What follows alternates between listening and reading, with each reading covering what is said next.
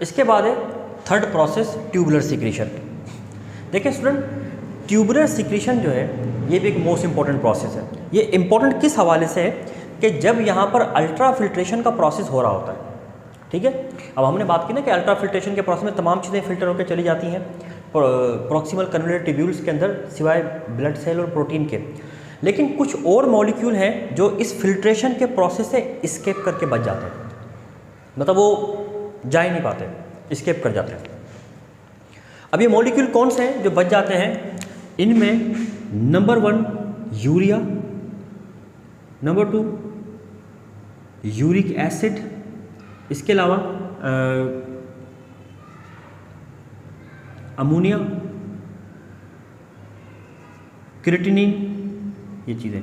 अब आप कहेंगे कि ये तो सारा नाइट्रोजन वेस्ट है, ये तो पॉइजनस मॉलिक्यूल है और इन्हीं को तो ब्लड से रिमूव करने के लिए सारा प्रोसेस हो रहा है। ये स्केप कर जाते हैं, यानी बच जाते हैं कुछ मॉलिक्यूल ब्लड में, और ये अल्ट्रा फिल्ट्रेशन के प्रोसेस बचने के बाद ये यानी यहाँ से निकल के आ जाते हैं बाहर। अब इन प्रोसेस से जान छुड़ाने का एक ही तरीका है। हमने पढ़ा था ना कि वो जो ब्लड सप्लाई वाला हमारा जो लेक्चर था उसमें हमने देखा था कि किस तरीके से ये यहाँ से ये जो ट्यूब्यूल्स हैं, ये वाली इफेरेंट जो ट्यूब्यूल्स होती है आर्टियोल्स, ये यहाँ पर आकर पेरीट्यूबुलर कैपिलरीज बनाती है इस जगह पर। आप वो ब्लड सप्लाई वाला लेक्चर देख सकते हैं, तो उसमें ये बनाती हैं। अब प्रॉक्सिमल कन्वोल्यूटेड ट्यूब्यूल और डिस्टल कन्वोल्यूटेड ट्यूब्यूल, यहाँ पर भी ब्लड वेसल्स होती हैं और इन ब्लड वेसल्स को हम क्या कहते हैं?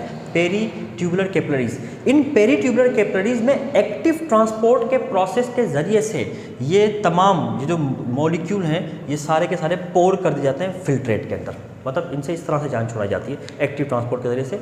ये चीज़ ट्यूबुलर सिक्रीशन कहलाती है। लेकिन ट्यूबुलर सिक्रीशन में सबसे अहम बात एक और भी की जाती है, और वो है बॉडी का एसिड बेस बैलेंस मेंटेन किया जाता है। एसिड बेस बैलेंस जो है ना वो मेंटेन किया जाता है। Now how acid base balance कैसे मेंटेन किया जाता है उस चीज़ का, ये देखें। असल में होता ये है कि इस एसिड बेस बैलेंस में हमारे बॉडी के अंदर हम लोग मुख्तलिफ किस्म की चीज़ें खाते पीते रहते हैं, मतलब ऐसे तो उनकी वजह से हमारे बॉडी के अंदर हाइड्रोजन आयन या अमोनियम आयन की कंसंट्रेशन बढ़ जाती है, ठीक है। अब ये हाइड्रोजन आयन की कंसंट्रेशन बढ़ेगी तो हमारे ब्लड की पीएच को एसिडिक करेगी। अगर अमोनियम आयन की कंसंट्रेशन बढ़ेगी तो बेसिक बना देगी।